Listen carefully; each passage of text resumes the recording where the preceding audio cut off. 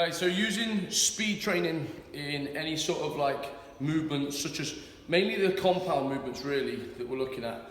But I want to show you one variation, which is the bench press. So barbell bench press, using that as a speed. First of all, you're probably asking why we would use speed and who's it for. So really, like even with such as a strength training side of it, we still use speed because speed is going to incorporate more muscle fibers to work. By incorporating more muscle fibers to work, simply you're going to get stronger and get the muscle tighter and more toned. Even if you're trying to grow muscle as well, if you're working with speed work, it's going to incorporate more fibers to then grow. A lot of athletes use it, such as speed athletes, so it might be basketballers or rugby players, sprinters, anyone that basically needs to work at a fast pace. And I personally put it into our training. Probably every 3-week cycle we'll put something speed orientated into it, just to basically get the fibers really working. Obviously, I try and look at like light bulbs. So imagine you've got 100 light bulbs on a board and you want to switch all of them on. You know, you've got to put the maximum force of energy through that, i.e. if we're using electricity, you want to put the electricity through that all the way up to the top to get them all to work. Obviously, if you're only putting half the electricity in, it's only going to put half the board on. So I hope that's an easy way to understand it.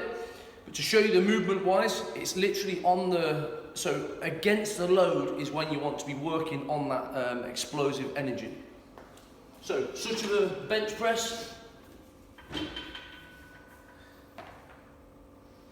In this position, obviously the load is on. As the load comes down, you want to control it, and away from the load is where you do the acceleration. So you control it to the point, and then accelerate on the way up.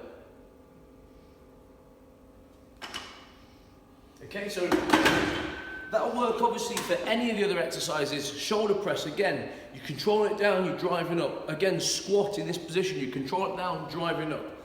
This can also be sort of looked at as a sort of like tempo training, where you're controlling the movement. But this is just the focus of how fast you get that bar from A to B. The faster you get the bar from A to B, obviously the more muscle groups you're gonna ignite. But at the same time, you won't lift as heavy with the weight.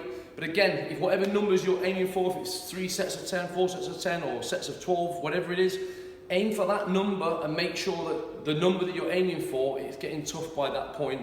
And that's how obviously you'll be able to chase numbers on it still. Okay, so that's speed training, and obviously using it for anybody that wants to really incorporate more muscle.